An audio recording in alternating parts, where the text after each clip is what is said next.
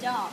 And service mind. Service mind means you love your work, you love to talk to people, you love to learn everything. Because if you work in front of it, it means you must know knowledge of the everything around yourself. For example, tour, people, and what's happening now in Phuket, in Thailand, even politics you should know. So it means you should have friends and also always learning every day, watch TV, read newspaper, and to upsell yourself. And attitude is mean good attitude, and then you should have service mind yourself all the time. No positive, negative thinking. So always stay in front of people. This means everybody